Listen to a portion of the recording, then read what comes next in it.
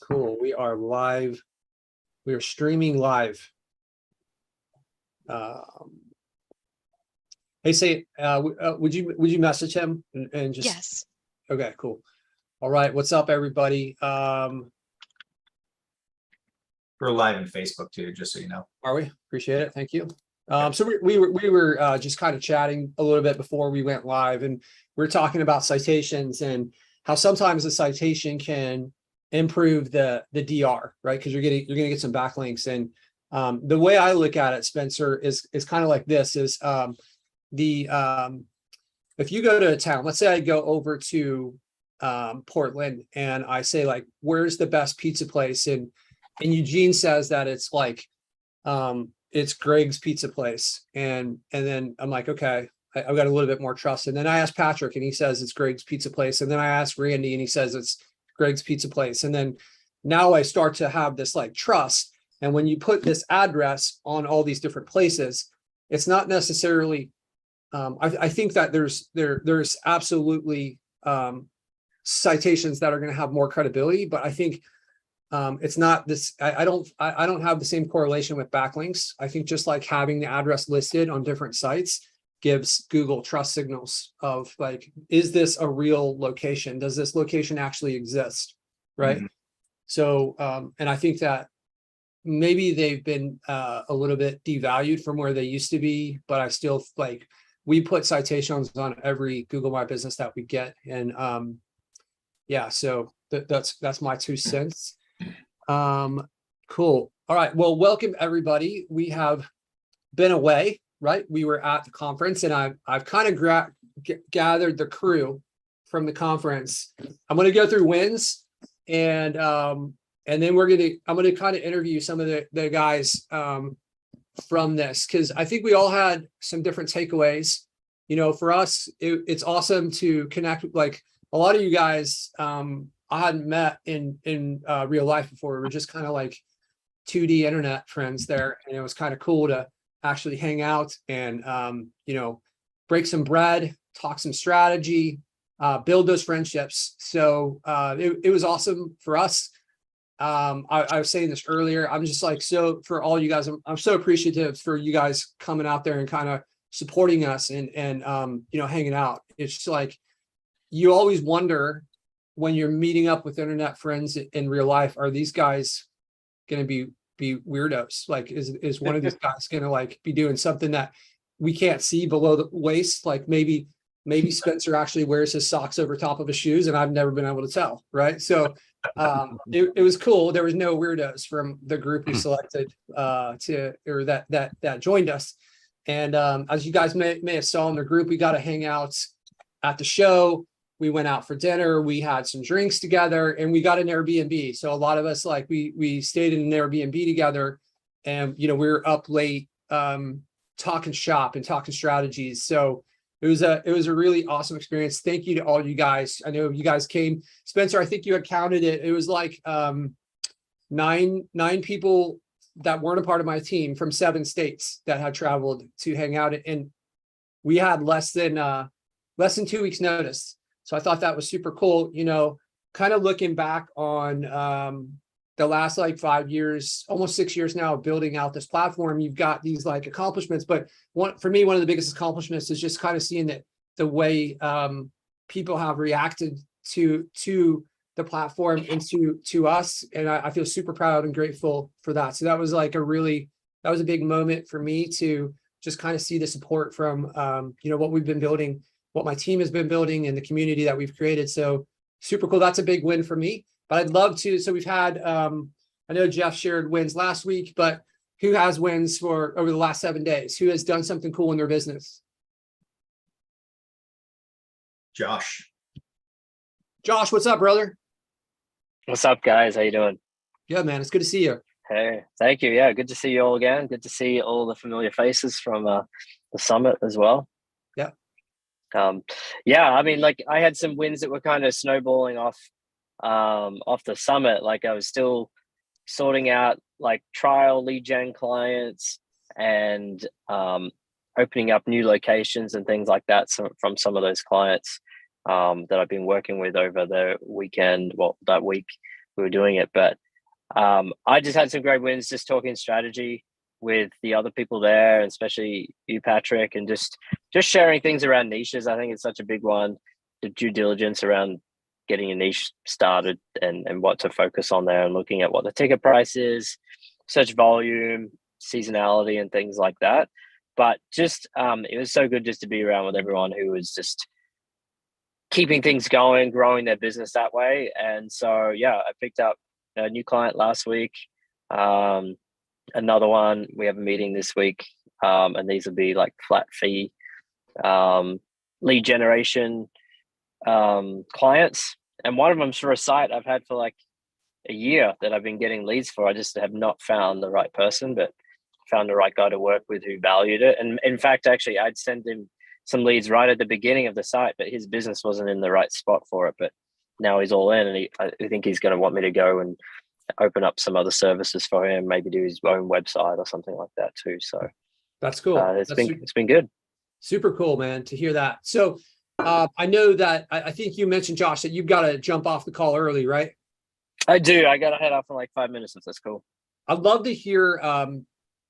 Here's what I want is I went for the people that we got to hang out with today's call. We're gonna kind of go through some of the takeaways. But the goal is not just to. I would love for you to share, be a little bit more specific on something that someone watching could take away, right? So like maybe we had a conversation about niches, right? So what was your thoughts going in, and what was kind of like uncovered when you and I were talking that was a takeaway that maybe would apply to somebody else in the group that is struggling to pick a niche, or something else that from the conference? Yeah, I think there's one thing there, just around that general conversation with the choosing your niche and things like that.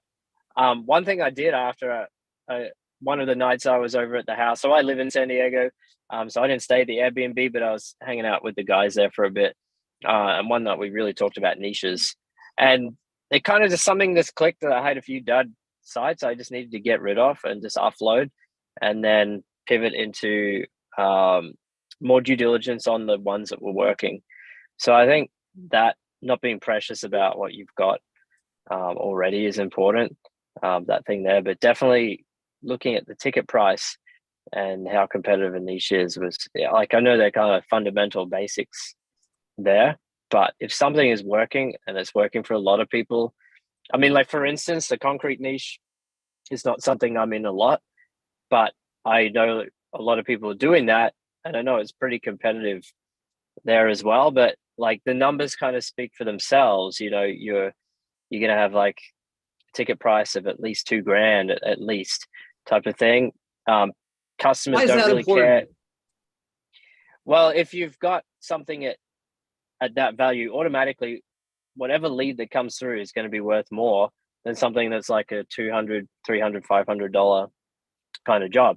So you can automatically just show value to the business owner in that moment at a minimum. When your minimum's like $2-3 grand, your lead is so much more worthwhile. And then something like concrete, you know, customers, they don't really want to see, they don't care about seeing pictures really of the work too much. They obviously want to know they're working with like a good contractor, someone who picks up the phone and does all that, but it's less dependent on having all the visuals there. So I guess from a lead gen perspective, you don't have to put so much like visuals on the site, which makes it more of a low barrier of entry for lead generators.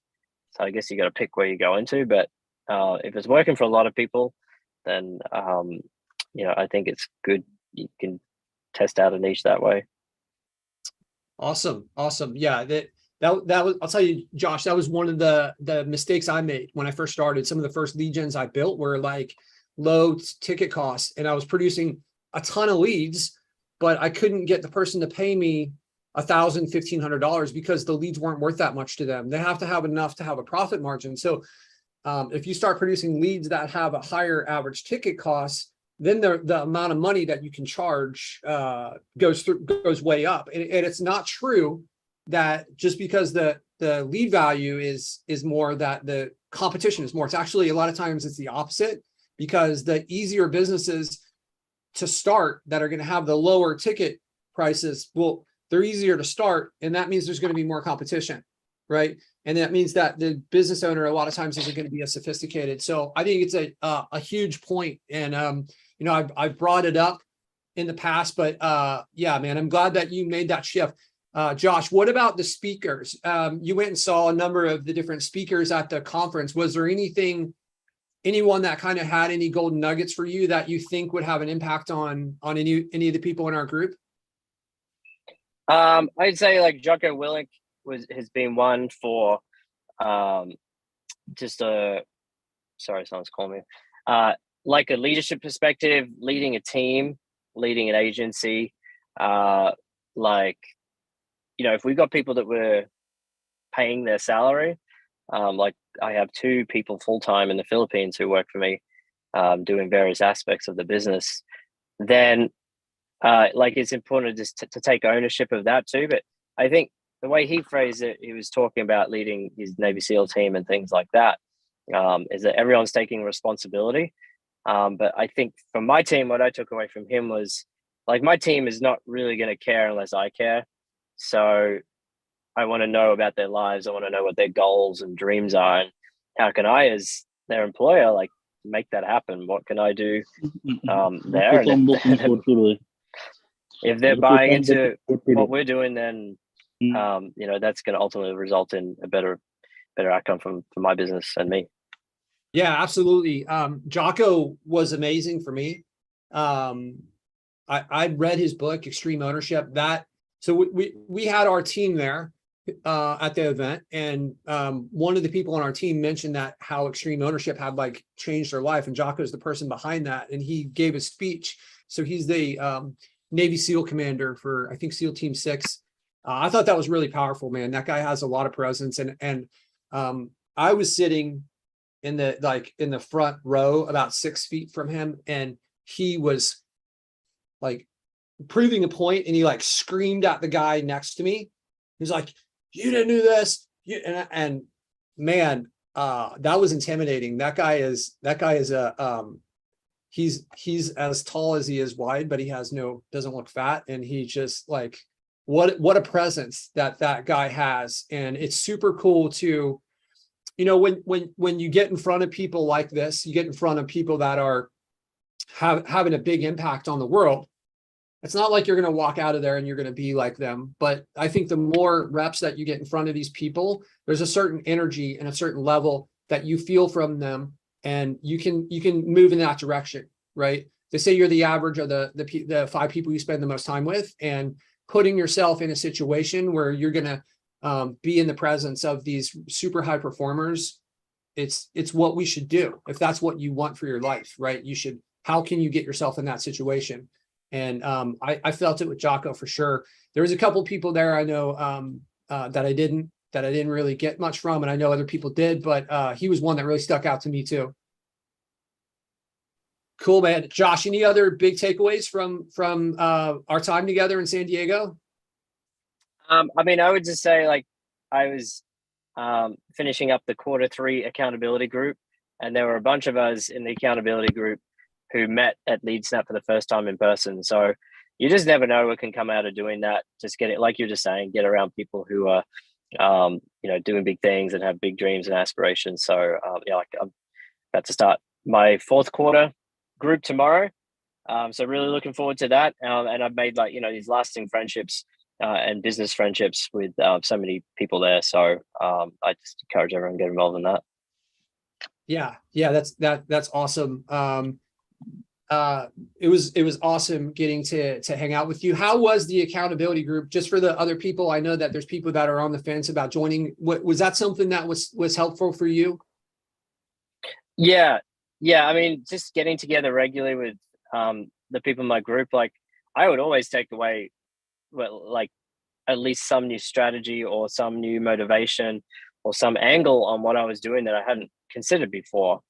And you just don't know what you don't know. So if you're not in a situation where you have the ability to get that feedback, then you're going to be in ignorance doing that too. But then you have the capacity then to help other people out. And For you sure. know, like you never know what you sharing, what doing something in your business is going to shift and change in another person's business. So Yeah. yeah, it goes both ways.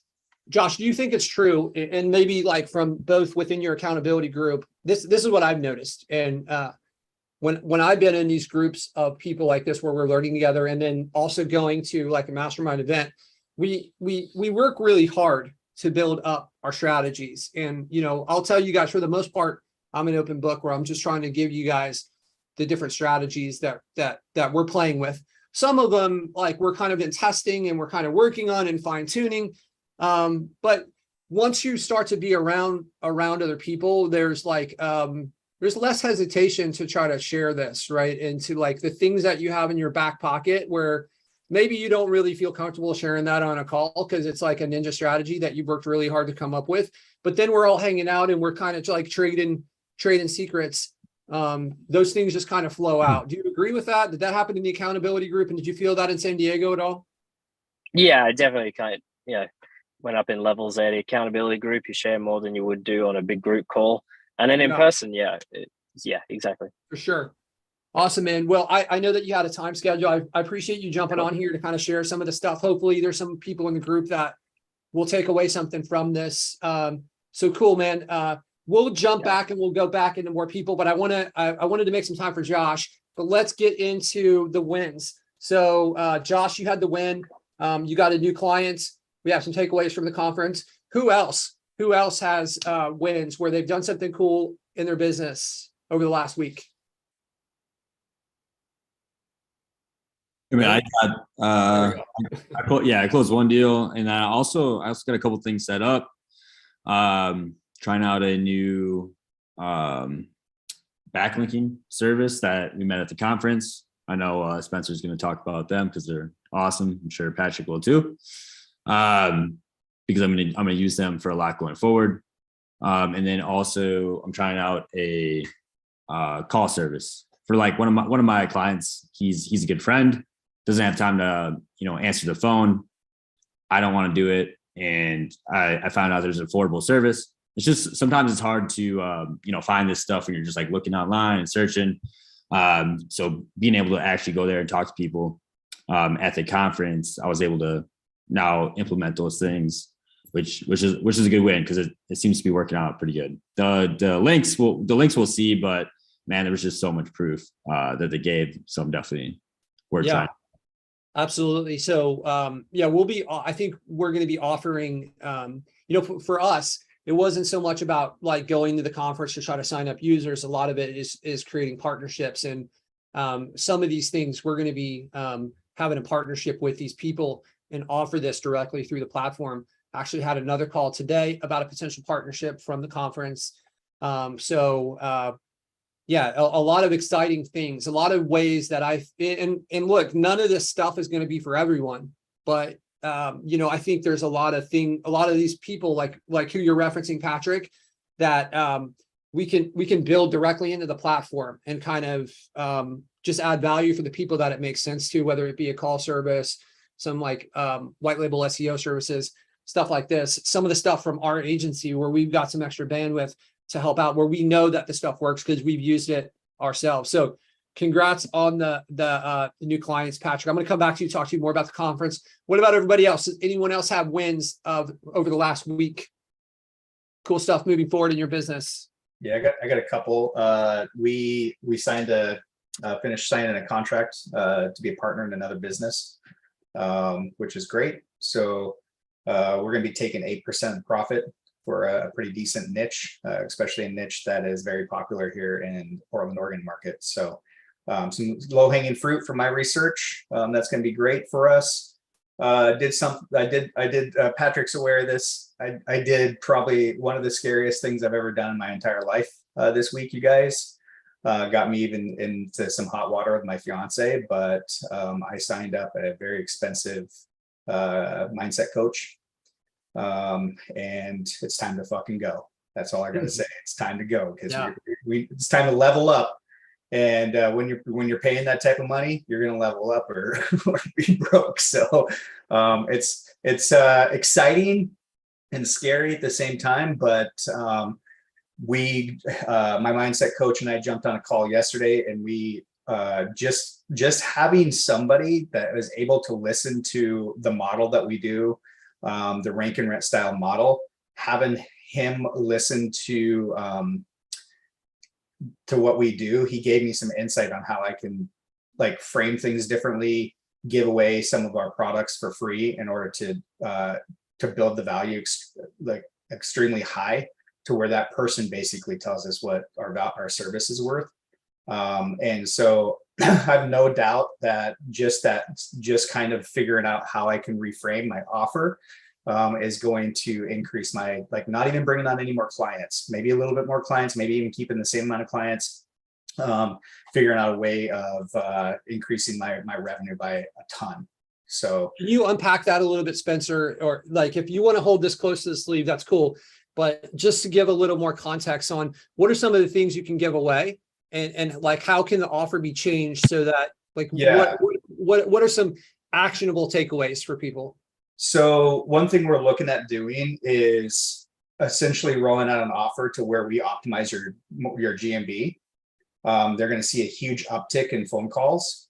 And then we're going to be able to come back with some sort of offer to where we're staying in close contact with them throughout the weeks after providing the service. And then them determining, like, for example, we have a spray foam client that we had worked on. We did their GMB, and they usually do about 30K a month. When the GMB started to power up, they did 30K in 3 days. And they were ready to sign another check to me almost immediately. But the problem is that we currently charge $1,500 for an optimization, which devalues things when they're like, holy crap, I just paid this guy $1,500 and he just brought 30K to their business in 3 days. I can't go back to the well and say, oh, hey, hold on, man, hold on, I undercharged you. But if I was to be able to give this away and be in close contact, and they say, oh, dude, that just brought us $30,000, then I have a better pivot to basically be like, okay, great, this is the next step. These people would be willing to probably write me a check for 10K if they saw 30K.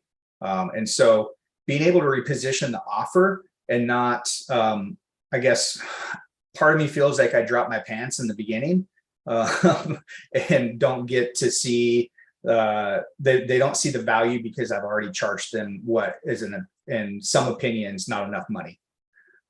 So just repositioning things, I think we can take, our 40K months and easily do 100K months with the right clients. I like it. I think you also, you had another win that you shared with me. We were on a phone call a few days ago. You got rid of a kind of a problem client, right? Yeah. So I know you guys hear me talk about this, and fortunately, I'm in a position where I can afford to do this and not be concerned about the dollar.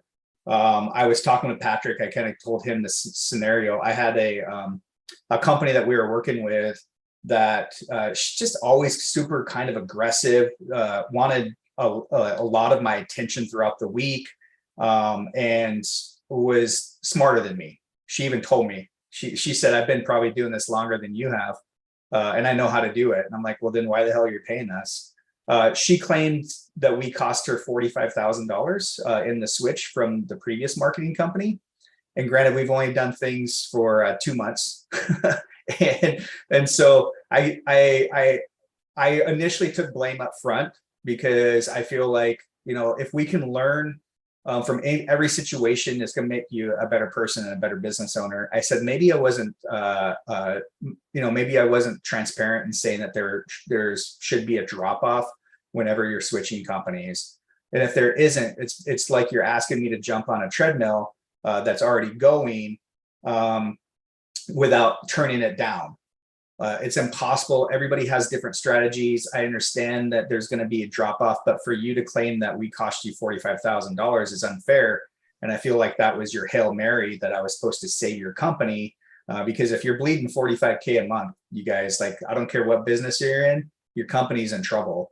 And she goes, oh, that's not what I'm saying. I'm not saying you cost 45,000 to us. But I was like, well, then how are you saying that basically the switch to our marketing company cost you that? So it was one of these things. She didn't appreciate me letting her go 2 days before her invoice was due.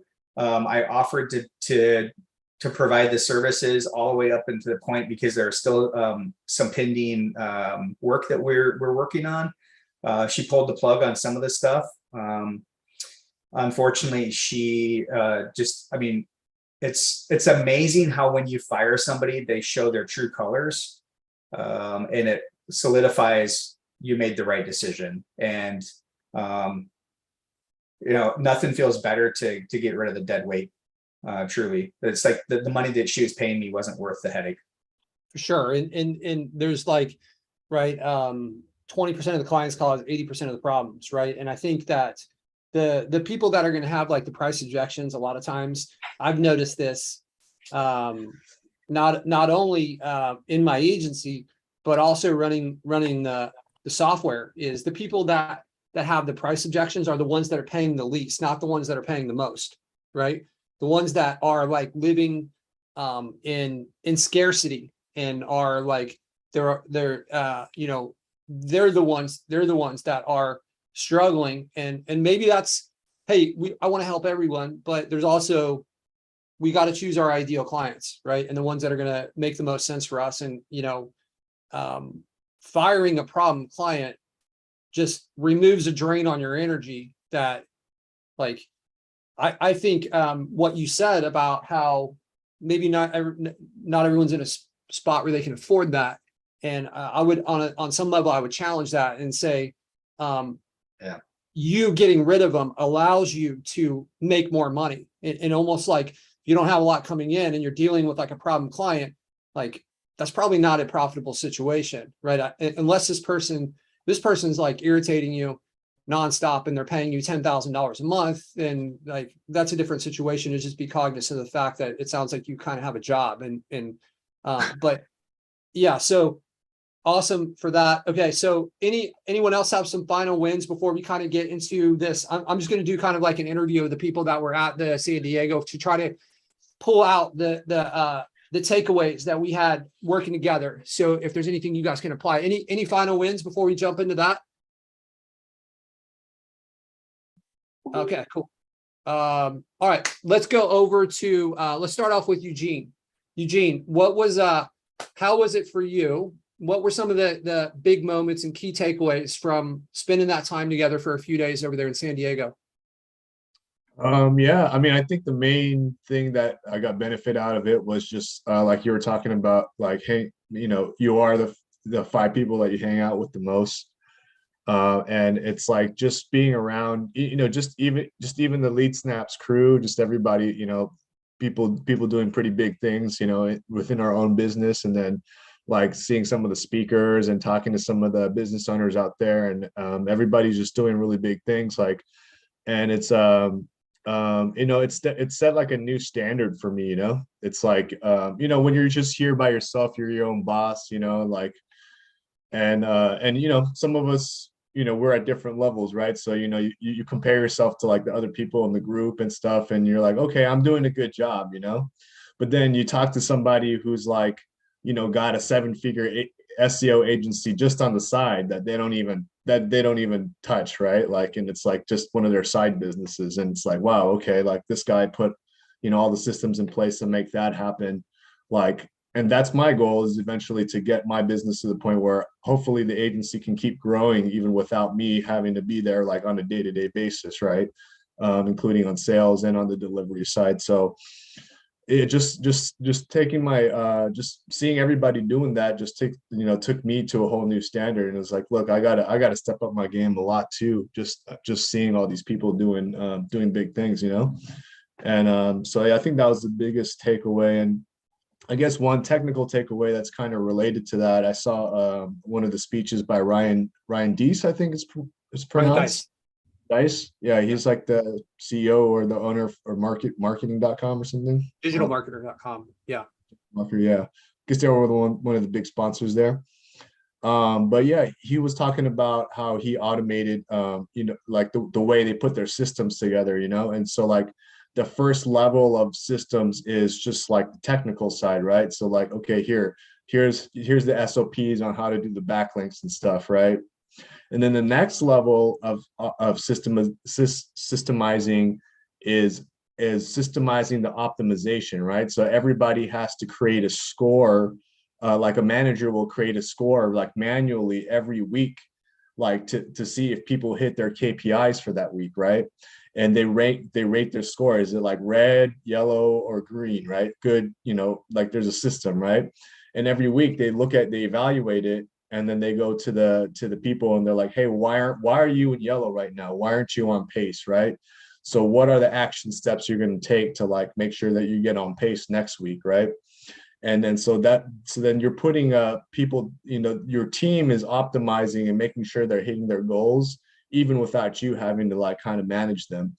And then the next level is like, how do you put like people, put people in place to make executive decisions, right? So, you teach them about like the company culture, like what do we value, like, just in terms of the business side and our ethics side. And then like, once you instill the values in them, that becomes like a prism for like people to make like high level decisions on. So, when you're hiring like upper management and like, like a CEO type or somebody to come in who's going to really drive your business, that's way down the line for me. But it was really cool to see like how much thought people put into this. And it's like, just inspiring to see like, that's kind of, where I'm shooting to be eventually, So Yeah, absolutely. I think you guys like working on your business, right? Is it really about building the systems and stuff that Eugene is talking about? Is how are you going to pull yourself out of your business?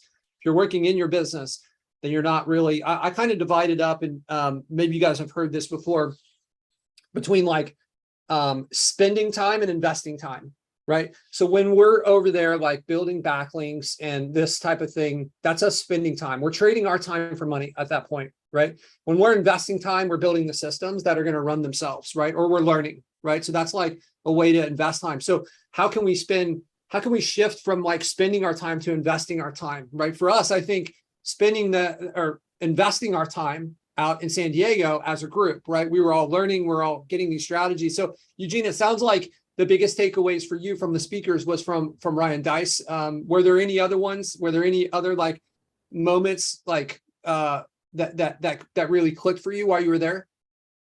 Yeah, I don't want to probably steal too much of Patrick's thunder because I know he's a big Alex Hormozy fan too, and I am as well. But yeah, I was really impressed with the speech as usual, and he did a good demonstrating of like a bunch of sales principles on how to like really make something seem valuable, and build value. And he did a cool little presentation on that. So I'll tell you, that one hit home for me hard. And Spencer's been telling me this for a long time. So what he said was like, one of my takeaways from Alex Hormozy was he was like, what a lot of people do is they'll look at their competition and then they will match the price or have like maybe even a little bit cheaper, and then they'll offer more stuff. And that's what we've done. We looked at some of our competitors in the space and then we matched their price, and then we offered like a ton stuff more. And I had already been thinking this for a long time, is that like, man, with LeadSnap, we are just like so much less than other people that are offering we're competing against Bird Eye. It's $300 a month. We have a plan for $39 a month. So you guys, fair warning, I'm not going to blast this out to everyone. I'm going to say this on the call. You get people that have a subscription, you guys are going to get grandfathered in, but we're going to be raising the prices up. And if you want to jump on and maintain that price, then jump in. But I'm kind of like taking away this stuff. I met with the SaaS coach that I have to talk about pricing, and I'm working on our pricing structure to improve it. But this like what he was talking about is the perception is based on price. And there were conversations where I was talking to big agencies at this conference, and they're like looking at LeadSnap and what it does, and they're like, this is awesome. How much does this cost? And I'm like, well, the starter is like $40 a month. They're like $40. There was like doubt that was instilled in them because of the price. And it does the stuff I said, but the perception, like, why are we so much cheaper? So if you're on the fence and you want to get a grandfather price, I would advise you to do it. Like, I need some time to work out this stuff with my pricing coach here, but if you want to get this grandfather, the prices are absolutely going to go up, but I'm not going to raise them on the people that are subscribed. So just a heads up that was a huge takeaway for me. Alex Hormozy, if you guys haven't read $100 million offers, get that book. Alex Hormozi's a genius. I think I read somewhere that he did $160 million last year, and he is also looks like he never leaves the gym. I don't know how he manages to be so successful with all these different things and be so smart while like, I mean, he looks like the biggest guy that you'd see in any gym, but he's also like the smartest guy in the room at the same time. Really impressed by him, man. What a legend, and super humble too, you know. So cool. Eugene, Yeah. thank you for sharing all that. Any final comments? I can add to that quick, because Hormozi, you said he's got all these things going on. But what really took him off, because he just said this, I actually just listened to another interview with him with Tom Bellew, Impact Theory. And he said he had 9 businesses at one time, and he's wondering why he was making no money. And then he got rid of all of them, focused on one thing, and just exploded. And I mean, that's the same thing for us. I know, like, when I was getting into this, I mean, I'm at 30K plus months now, but I started, 3 years ago. I made no money my first year. I tried doing lead gen. I tried doing Facebook ads. I tried doing some like selling stuff, and I made absolutely nothing. I was just losing more money. And then finally, I went to another event in Vegas and actually met Pat. He doesn't remember meeting me because I got a forgettable face, but he just got my belief level up, and I was able like, okay, this is it. This guy, he's so humble. He's crushing it. I just got to do this. It fucking works. So I just wanted to add to that, because you got to focus on one thing. If you focus on this boat, you're going to be good. Yeah, Patrick, I was actually talking to someone on a call last night, sharing the same thing. I was all over the place, just like you. I was like trying this. And then I focused on this, and I kind of like got my systems in place, and I got it to the point where the systems are in place, and we built the software while I was running the agency. Right. But I struggled for the first 2 years to get to 4,000. I think I got to $500 or $700 a month in about 3 months. And then you would think that would turn into, like, after 2 years, you'd probably be at like 10 grand, but I was at 4,000 because I was just all over the place. Right. And I think Alex, when he like shut all this stuff down, he actually, like, the level of focus, I think he broke up with his girlfriend at the time too. He's like, you're out, everything. I'm just going to focus on this and be exceptional at something. And then, the rest is history for him. So definitely an awesome learning lesson. Patrick, let's move on to you, continue on. So obviously Alex Hormozi meant a lot to you. Were there some other takeaways, anything, whether it's mindset or anything tactical that you came away with? I mean, I go back to my biggest takeaway. It's not really, I think, anyone, for me, it's always about being around other people that are winning. I sometimes get in a rut, where I live at. And I think, some of the people around me are winning, but in a different way. And then it just takes my focus off. I might fuck around for a little bit, but like getting around people that are doing, you see their habits, you're seeing it. Hey, it's really not that hard. It's just about applying it to the right vehicle. So I like seeing that, but I had a lot of different takeaways from meeting people with, for different services that I'm going to use. I actually didn't honestly think that was going to happen, but it did.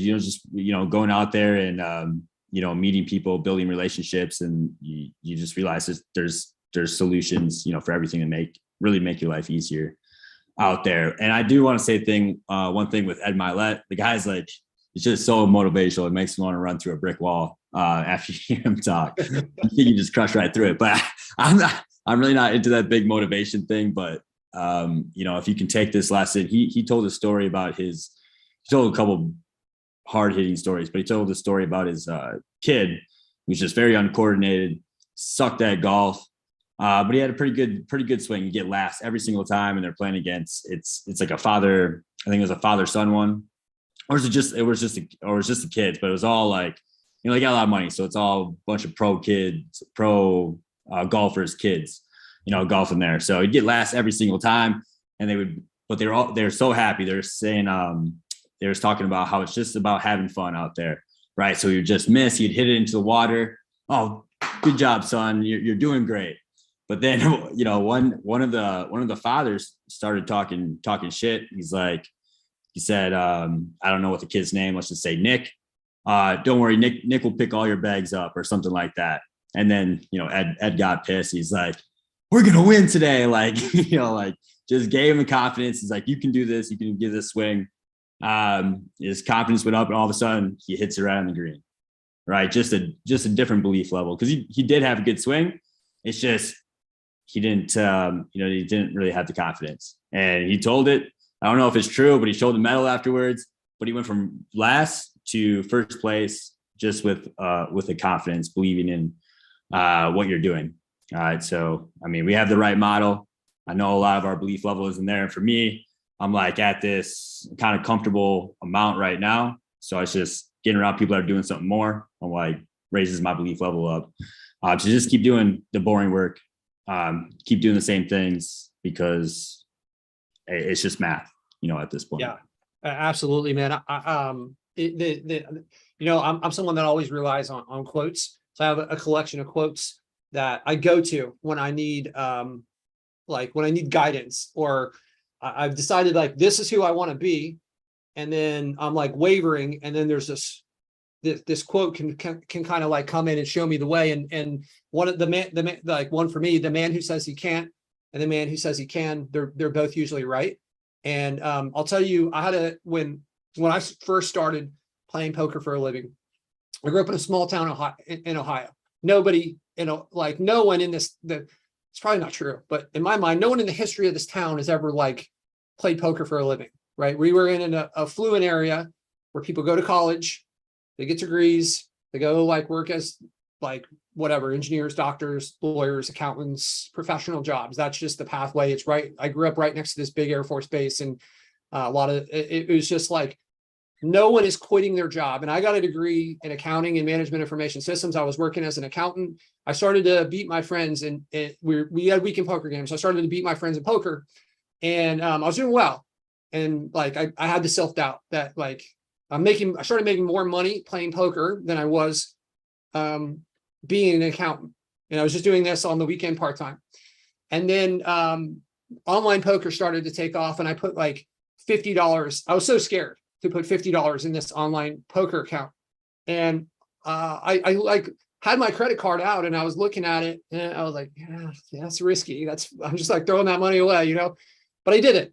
Eventually I pulled the trigger, and it wasn't the first time. It was like the third time before I put the money in. And then a month later, I had $10,000 in my account from playing poker. And then I still doubted myself. And then they had a tournament online where the prize was a cruise, and I won that tournament. So I got to go on a cruise, and on the cruise, they had a poker tournament, and the prize was another cruise, and I won that one. And then when I came back, I won a seat in the World Series of Poker, and I went out, and they paid for like the flight and hotel. And I still didn't believe in myself. I just like didn't think like this was the thing. And then I went out there, and all these other people were playing for a living that were out there, and all these other, and I crushed them. And finally, I believed in myself. And then I was able to quit my job. And I was not a better poker player. I hadn't learned any new like tactics or skills or strategies or anything like that. It was just a belief switched in my head after I had enough. And that was a lifelong learning lesson for me of this stuff. When I started doing lead gen, I recounted that, and I called on that, and I leaned on that, because I saw people doing bigger things, and I thought like I could do that, but I had no history in that space. But I just like, I knew that I had doubted myself before, and I was wrong to do that.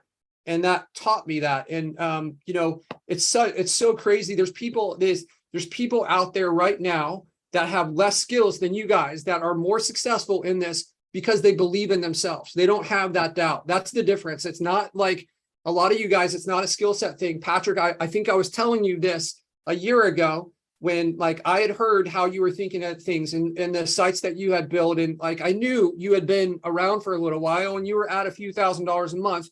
And when the belief switches, it takes off. So sometimes it's okay. You got a community here that has your back, right? You have a community here that we've created that's giving. We're doing these calls where you guys can ask these questions. And I'm trying to create this kind of safe environment for you guys where it's okay to like put yourself out there. Let's talk about what we're struggling with, and let's move forward as a group. Because like, if you believe in me and Eugene and Spencer and Patrick and the other people on this call that you're seeing week in and week out, and we're all in this together and we're willing to help you, then why don't you take a chance and believe in yourself? I know this doesn't apply to everyone, but for the ones of you that are struggling, like there is so much to this, just kind of like having some confidence in yourself to do this and knowing that it can be done. There's nothing like negatively special about you that prevents you, that allows these other people. That shit's in your head, right? So yeah, that was huge for me. That's a big, that like, I didn't hear that story because I was trying to man the expensive booth that we had paid for, so I missed a lot of the speakers, but I had learned that lesson previously, and it is something that is like very dear to my heart to you know, and it's changed the whole course of my path of my life to learn that. So Patrick, anything else, any final stuff to add? Yeah, I mean, I talked to Hormozy's like my idol at this point. He's only like a couple years older, but the dude is so wise. You guys look a lot alike. Definitely not. But the dude is so wise, and he'll call it like it is, right? So I got a picture with him, talked for like 30 seconds. He asked me what kind of business I have. I was just like, oh, I just rank these, websites to the top of Google, and that, I rent them out. He's like, oh, rank and rent. I was like, yeah, exactly. And I told him my, revenue, profit numbers, where I'm at. It's like, hey, should I keep going down this path? You think it's scalable? Again, that self-doubt, coming in. Or should I add something? Or he's like, rank and rent's good, man. Keep going down. Just make sure you're dealing with the right clients. It's like simple. So it's just another thing, all right, on the right path, belief levels up, get rid of that self-doubt. Yeah, absolutely. 100%, man. Cool, Patrick. Thank you for sharing that and for kind of being candid with what that meant to you. Let's go over to, where is he? Let's go to Alfredo. Mr. Alfredo Delgado, you had, you weren't there the whole time, but we were able to go out and have a dinner. And look at Alfredo wins the swag award, man. You probably have the LeadSnap underwear on too. Yes, we don't have to show it, but I think you're decked out, aren't you? Yes, sir. Cool, man. How was it for you, man? It was amazing, like to meet you in person, right? We've been kind of back and forth and doing some calls. So I appreciate you. I know it was a little bit of a drive, but it was awesome to have you come down there and just share your experience a little bit. Yeah, for me, it really solidified the relationships, right? I believe that I was able to put roots down on some of these connections. Patrick, both Patricks I met, Spencer, I mean, that dude's, I mean, if he ever comes to California, he never has to worry about a car, a place to sleep, or eat. That dude's, he's my man right there. Right? Damn, thanks, man. We have to find that stuff though. I'm booking a flight now next to down there. Just Eugene, his partner, Raphael out there, Josh, met a few other people, and that's what impacted me. And then, we always have the other side of the coin. I was able to bring my wife. She was able to meet a lot of these guys, and it's cool to, we're on these calls on Wednesdays, and, we came back and she's like, hey, when is the LeadSnap call again? She wants to be part of the family now, huh? Yeah. So, and it was cool because she's like, okay. And, rank and rent, all these like marketing terms, right? It kind of made sense. And she was able to meet Patrick's wife and, the other side of the corner, right? Or the coin. So that really, really solidified. It was exciting, to meet Gene and his partner and what they're doing. They're local, here as well, like Raphael. Just like, even Chad, we've been, connecting a lot, and it just building roots, I think, at dinner, Patrick, had a little one-on-one conversation where he slapped me around a little bit and put some deadlines, but it just, the people, the mindset, the people around you, the vibe, just, you can't like just stand still. You got to move forward. And it's funny because we're all in the same thing, but we're different at the same time. and it just, it's amazing. You know, I'm glad to see Graham here. You know, real cool dude, like no BS, right? You know, he'll tell you, you know, snap out of it, you dumbass, you know. And but it all comes from love, and that's one thing about this group. I invited other people to this group, and it all comes from love. It all comes from, hey, there's enough sunshine for all of us here. You know, it's probably, I don't know, getting early morning. Graham, he has enough sunshine. We're not taking nothing from him. We're all from different states. We don't take each other's sunshine away, and that's really, really, really portrays here. I like it.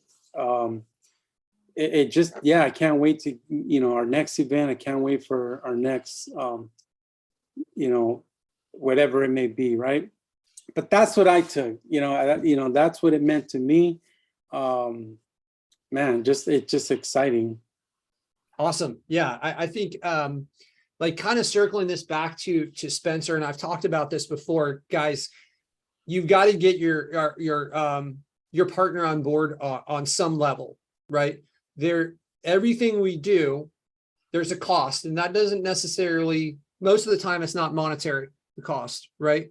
There's a cost of our time, right? So Alfredo, you're tuned in on the calls on almost every Wednesday, and I'm sure that I met Jennifer, and seems like an awesome person. I'm sure that she's supporting you, but to get her kind of enrolled in this, and there's a cost of you not being available on Wednesdays to her, right? And now you guys, like, her seeing what you're working on and like the vibe of the group, like that cost is probably not such a burden, because she knows that this is going in a positive direction for you, and it's like she could probably feel what you're trying to do for your family with these calls and being a part of it, right?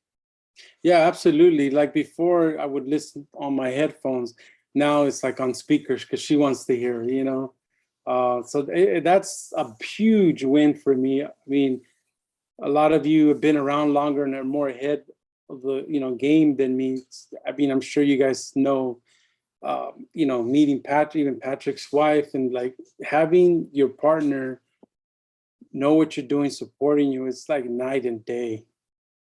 Yeah, 100%. Like I would not be here. I know my wife doesn't, she doesn't like to be on the camera. She doesn't really, she doesn't want a lot of attention attracted to her, but she's kind of the behind the curtain doing all sorts of stuff to not only support me and the agency and the software, but also the group and you guys. And she organized the trip. She ordered all the clothes, the people that have the swag on, she ordered that. She worked with our designer, and like all this stuff that's going on. I just, having that person enrolled is a huge thing. So I'd like to just unpack this a little bit, Alfredo, and share what you're comfortable with sharing.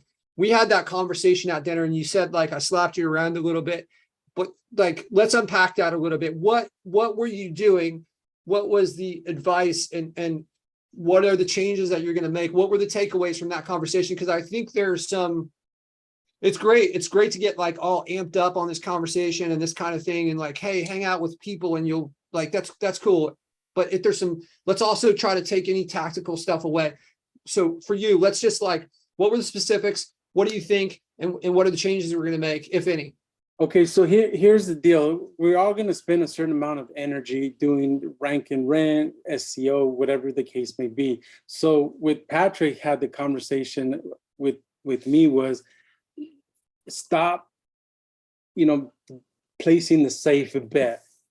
You're going to put that bet out there. It's going to take the same amount of energy. So why don't you focus on the high ticket items?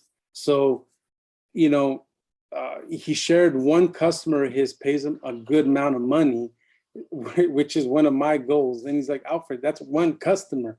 I have X, and it's the same amount of time that it takes to rank that one compared to all the safe ones, right? So that's one thing that, like, stop doing the safe bet. Don't be scared for those high ticket items, your high, pool remodeling, all the big stuff, right? Concrete, the big, not just pool service cleaning, because it was it was eye opener, because a pool guy, what do they charge? $100 a month, and there's going to be a certain point where you cap him out. Is he going to want to pay you $1,000? How many leads are you going to have to produce for him for that to be worth it? And then when does he cap out? Now, you can't do that. So it is just finding the right niche with the high ticket items, because the energy, you still got to get the GMB, you're still going to build the website, you're still going to be backlinks, you're still going to get content. It's all the same, no matter what niche, you're going to need those things. So now let's do where when we get it, it's a high ticket item where they have a staff, they have an office, they have a welcome kit, they have a salesperson that goes out there. Hey, we want to work with you. Here's your blueprints and whatnot. Like, wow, it's pretty impressive, right? So absolutely. Just because we're new doesn't mean we have to work with unsophisticated business owners. Yeah. The skill set that you guys have when you go through what we're teaching in here, this is whether you apply it correctly or not, this is something that can put millions of dollars in your bank, right? And if you choose to work with like dog groomers, how many dogs are you going to have to send them to make $5,000 a month versus like having pools installed, right? Like those people are going to have a much bigger bankroll. The profit margin is going to be bigger, right?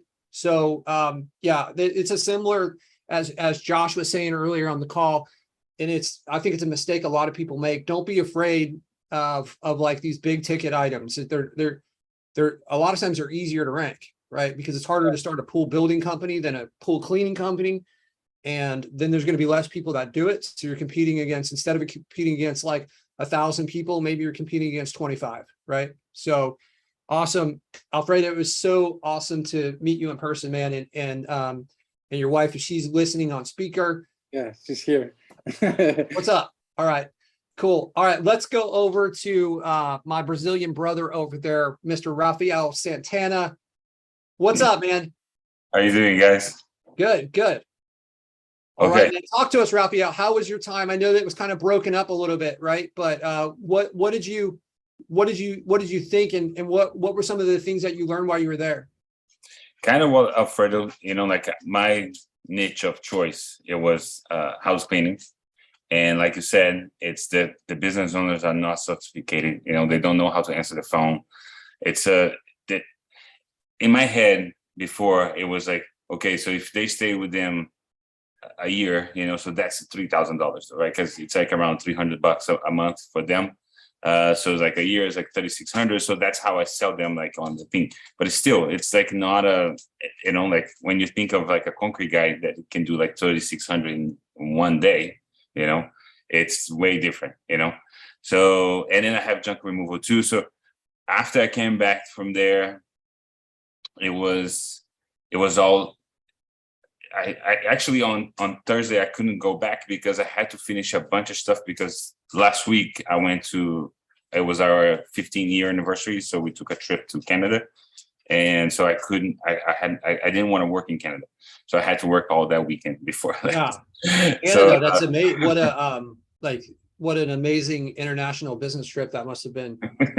It was so much fun though. We had a great time. But it was all like preparing to sell, to let it go, all these assets that I have, that is like, it's in the end, it's going to be way more headache than, so that was the one takeaway that for me was like, go after the bigger niches. I have a bunch already. Like I have a bunch of websites built that it was just, I was not focusing on it because I was focusing on those little ones because I was closer to rank them, So, but I still have some that I'm going to focus now, like a bigger ticket items, like remodeling, kitchen, bathrooms and stuff like this.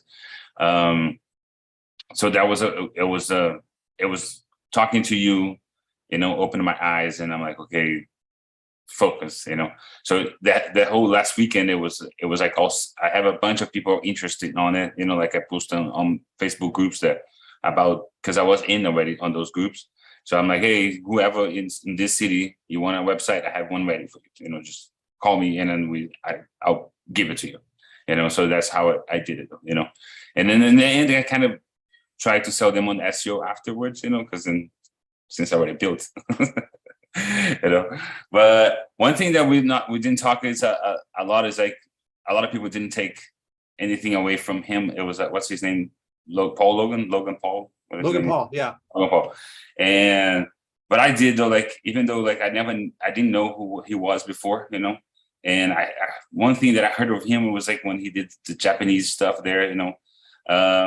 But you can see that guy, man, he never stopped though, you know, like he kept going, you know, like it's crazy, you know, like he never stopped, even with all this stuff that happened to him, and he never stopped doing it though. So it's He's relentless, right? He's relentless. Yes.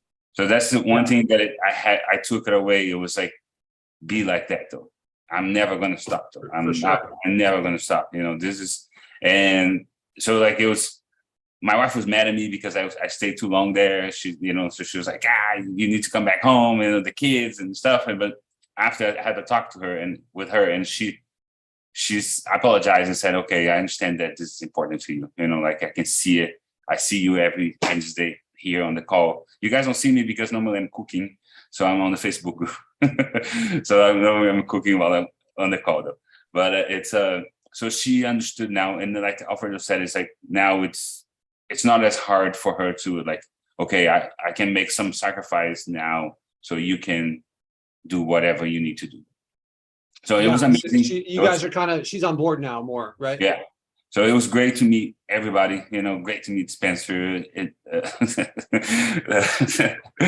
Patrick, he looks like that guy, the actor, for sure. Everybody came to talk to him like, hey, man, you look. John Cena, yeah. Everybody told you that? Like, yeah, that's what we learned, but I like to pretend he looks like Alec Ramosi and stuff. You know, and then seeing what Eugene and his partner are doing, it's awesome though. It's like because right now, like I was talking to Spencer while we were in the house. Now what I do is like I prospect. I get clients, and then I'm like fulfill, and then like there's no prospecting. You know, like so it's like it's crazy. So it's like the balance what they are doing together. It's amazing though. You know, so it's something that it's in my mind, like how I can have somebody to work with me that part. You know, like that we can. Somebody that I can bring it on or something like this, though, you know. Yeah. But it was amazing. It was a really good, really good time. Awesome, yeah. And I think I shared this while you guys were there. I think we're going to start doing like probably like a quarterly mastermind event, and we're gonna. I'll be honest, we're going to be selective with the people that join. I don't like my wife is there and my team is there, and you know, there's a level of like responsibility that I have now that you guys we've met in person, and you know, like I said, we know that Spencer doesn't wear the socks on the outside of his shoes. We know like people are legit, and you guys are at the top of the list to come back when we go to this quarterly one, and you know, we'll keep growing this. We were doing this a few years ago before COVID. It was growing really fast. We have some amazing energy, some amazing people in there. So yeah, we'll absolutely do this again, and we'll get together and hang out. So Raphael, thank you for jumping on here. Thank you for sharing this stuff. I was disappointed. I've heard the legend of the cooking ability, and then like it didn't happen this time. So next time. Yeah, strike one. No, I'm just kidding. All right, let's go over. So I know we're past an hour now, and look, the masterminding stuff is super important. Jeff's not on the call tonight because he's off like in another mastermind trying to level up. And you know, next week I'm flying to Austin to be a part of a mastermind, and then I'm going back out to California again to be a part of a different mastermind, right? So like you have to find the ways, and I know Spencer, we're going over to you, but I know what you said, and don't go into the details of the one that you joined, just because we've got to like vet these things, and I don't want people signing up for it without like you got to run around the bases with this and make sure it's cool before. That's my advice. Do what you want, but that's my advice. But he's joined a mastermind to try to level up. You guys, we're going to learn a lot of stuff being on these calls and at this, but you constantly have to be seeking other sources. If you don't like reading, figure out how to read better so that you enjoy it, because podcasts, all these different things. Be hungry, be thirsty for this knowledge, because it's going to make the difference for you. It's made the difference for me. And I've just noticed the same pattern with every one of these other people that is like successful in where I want to go. None of them are like, well, I just like stayed at home by myself and did this on my own with no outside. I've never heard anyone say that. Maybe that exists because they continue to do that. But for the most part, the people are networking, they're creating these relationships, they're finding mentors, they're finding ways to level up. Spencer, talk to us, man. What did you think? How was San Diego for you? So sometimes you have to do those uncomfortable things. As many of you know, I was home for 14 hours, did a load of laundry, repacked from Cabo San Lucas, and was on a flight the next morning to San Diego to go meet up with these crazy people. But honestly, I have to say, I know this sounds like a stretch, but it was probably one of the best things I've ever done. Just being surrounded by people that are constantly wanting to level up. I fed off that energy, and I felt like the whole weekend, like my word of the weekend or the week was vibration. Everywhere I looked, everywhere I turned, I felt like everybody was high, vibrating at a very high level. And I know that maybe sounds super hippy dippy to some of you guys, but the vibration of this new SEO company that Patrick's working with, the founders of that company, I mean, I felt connected to these guys immediately.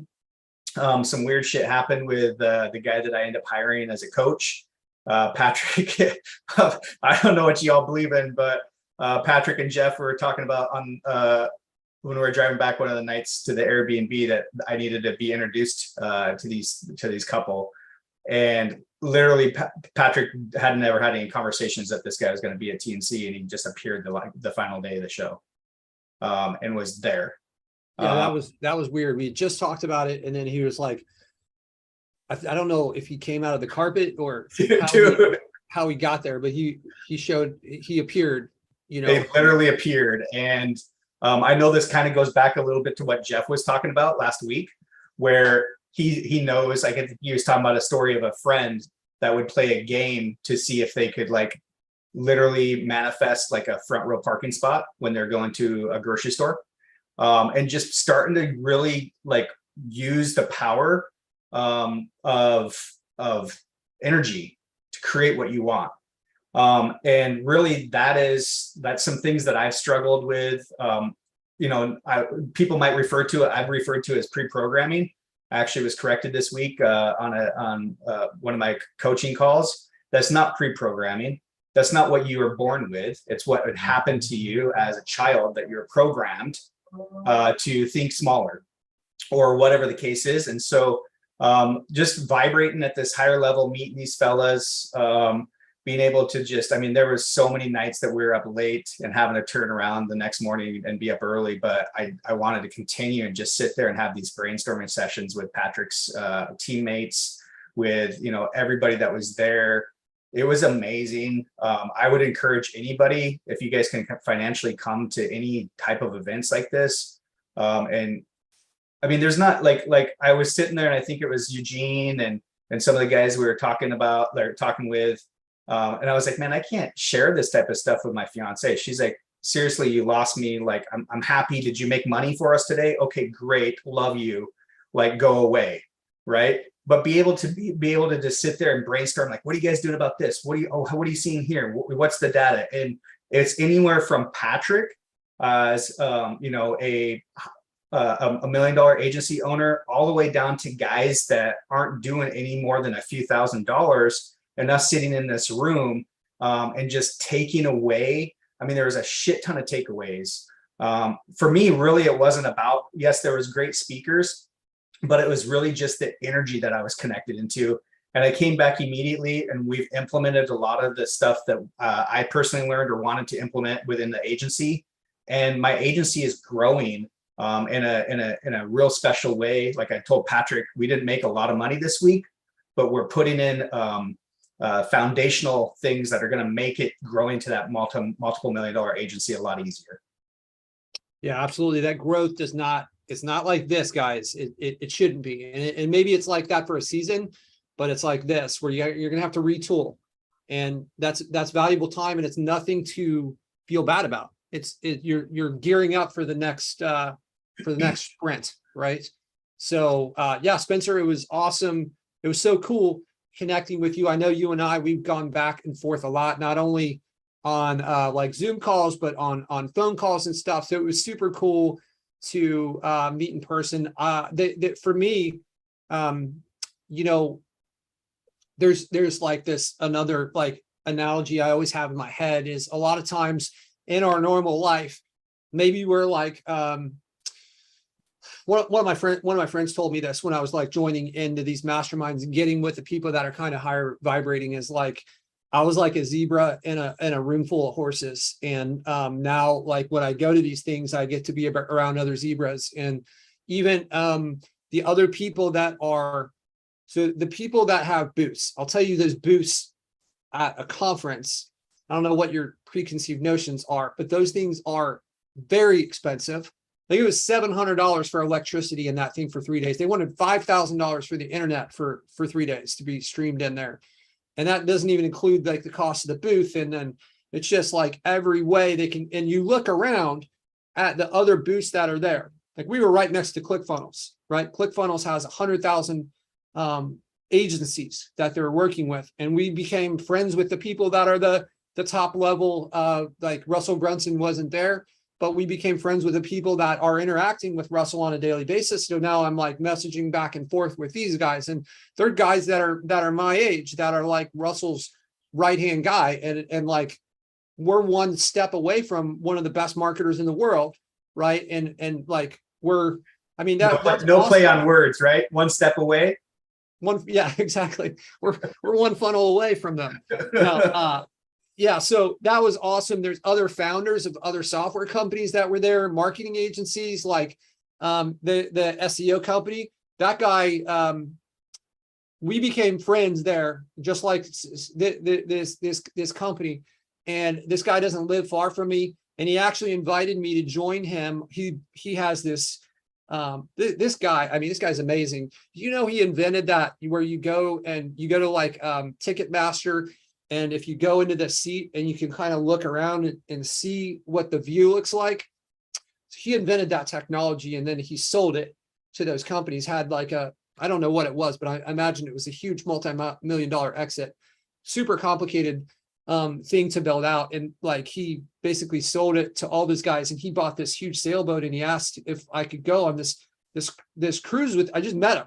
He's like, hey, can you want to come on this cruise with us for a couple weeks through the Caribbean and hang out with me and my team and our friends? And I can't go because I'm going to these masterminds, but that is a connection that I didn't have a month ago.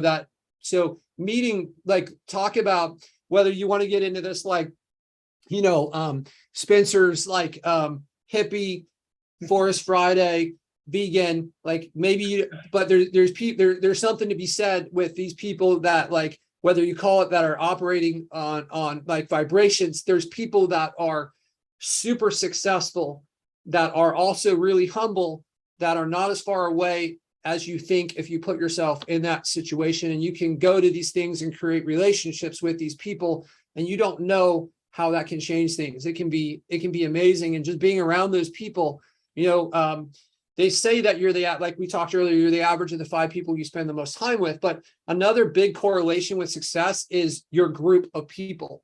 And when your group of people is all like homogenous, it's all like the same type of person, there's a strong correlation between your success and the diversity of the group within, because the ideas are going to be similar if you're within that same thing. So by going out and finding these other people that are successful in completely different ways, it can open up your eyes, right? So I think it was you earlier, Spencer, talking about somebody, you're getting some coaching advice from somebody that's not in lead gen at all, but he had a different take on something, and that could potentially mean a lot of money. And if you just hang around only lead generators that are coming from the same school of thought, you're really going to be limited, because there's brilliant people that are in all different areas, and you should find a way.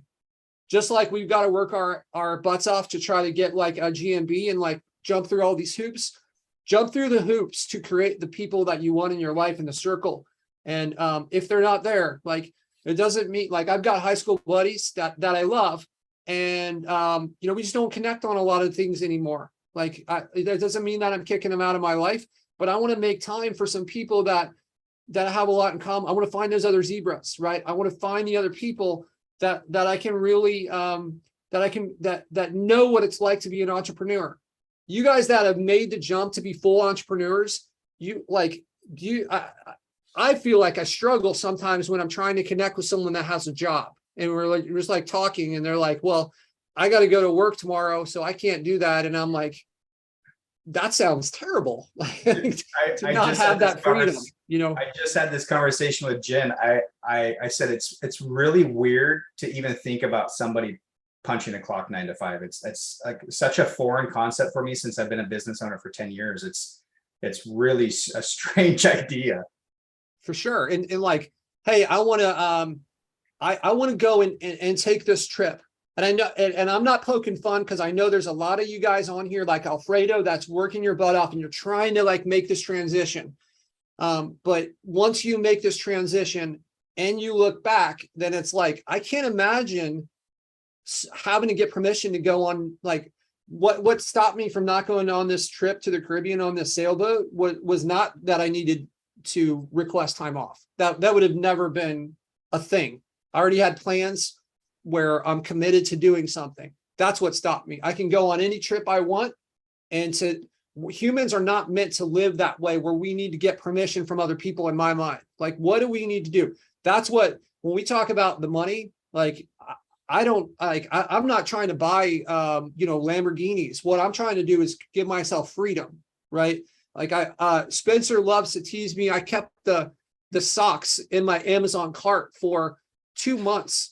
I couldn't pull the trigger on the socks, but I have no problem hiring, spending, tens of thousands of dollars if it's going to be a coach or something that's going to help our business. And like courses, the people that are on our team, we're always like throwing money at, like, is this going to help us level up? So, but with that is the reason is freedom. I want freedom. I want to be able to live life on my own terms. When it's time for me to clock out, I want to look back and say, man, that was an exceptional life. And that's why you guys should have urgency. So like Alfredo, with you, I know that you're driving a truck, and it takes a tremendous amount of your time. That's why we got to have that urgency, is to get on the other side of this so that we can live life on our own terms and not have to answer to anyone, and not be capped on what we can make, So you guys, I know this was like, over the last like 3 months, we spent a lot of time on like tactics and strategies and stuff. And I know with like new people being in the group, that's an important thing to lay the foundation. But I think it's good to revisit some of the mindset stuff and to share some of this stuff. You guys don't have to come to San Diego and hang out with us. There's masterminds and groups of people that are all over the world that are thinking, and there's online stuff. There's not just, we might be the coolest group, but there's also other groups that have online meetups where people are sharing knowledge and stuff. So you guys got to seek that stuff out. For all of you guys, again, that came to San Diego and hung out, I appreciate you guys supporting us. It meant a lot. We were the only company. There was tons of people there, but I'll tell you, we brought 5 people from my team, and we had, I think, 14. And then I think later it became 16 people there. All those other people were not a part of they weren't a part of it. And they were pushing our product and representing and supporting our brand to people. And that's like, honestly, I don't know what's going to happen with the potential for some of these relationships, but some of these potential partnerships. But it really meant a lot to these other people to see the super fans that we've created. And I want to say thank you to all you guys for coming out there and supporting us in such an awesome way. What do you got, Eugene? Patrick, yeah, I got one more story to share. Just bringing it back to like being inspired by the people you're around. I had to share a story about you because when we're talking about being relentless, Patrick was really working super hard the whole weekend, moving heavy boxes, schmoozing with people, staying up super late, talking to us, giving us advice. And then on day 2, he went down with the back injury, and so yeah, we sniper fire there, huh? Went back to the house, went back to the house and he was out of commission. You know, he was just like recovering. And we were supposed to record the Monday mindset. And, you know, for me, I would have tapped out. I've been like, you know what, I can't, I'm done. You know, I'm just, you know, I'm tired. Let me recover. So I have a big day tomorrow, you know? But just Patrick was just like, no, man, this is, and he just snapped out of it. And then he was just like on point. And like, just seeing that one little thing was pretty inspiring to me, man, just in terms of mindset and the standard that you have to hold yourself up to like, to get to a certain level. So, you know, let's be fair. He did have some help by a little 130-pound little Thai lady that hung on That's to true. bars. That was the key. Spencer was clutch too. Yeah. Yeah. So I was standing there and there was a stranger standing next to me and my back started spasming and I grabbed his arm because I'm like, I'm going to fall down, you know, and then I sat down for a minute. I tried to stand back up in a couple minutes and continued to spasm. I couldn't even walk and I actually left on a wheelchair the end of the second day. And Spencer informed me that there was a Thai place where the women will hang on the ceiling and walk on your back. And I'll tell you, that was the most rejuvenating. That was like it was like Superman going into the phone booth where I like went in there and then I came out and I was just like $1 million. It was unbelievable. So I appreciate the sentiment, Eugene, but I gotta like defer to the little Asian woman who was hanging from the ceiling and walking on my back because that was key though. But yes, you guys, we have commitments that we make, and I've mentioned this before. One of the biggest, I took a self-development course in 2013, and one of my big takeaways from that is like, you know, we make promises to ourselves and we make promises to other people, and you have the decision on the promises that you're going to keep, and no one is going to bat 1,000%, right? That doesn't exist.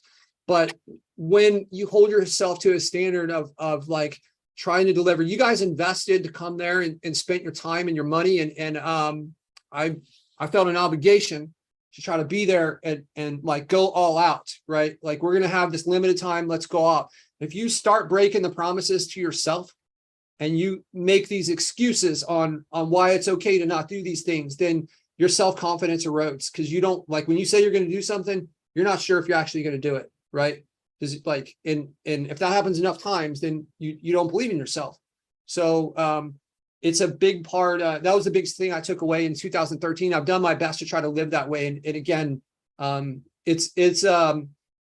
you're trying to pursue perfection and you're never going to get there. I constantly am making mistakes on that, but I think it's a really good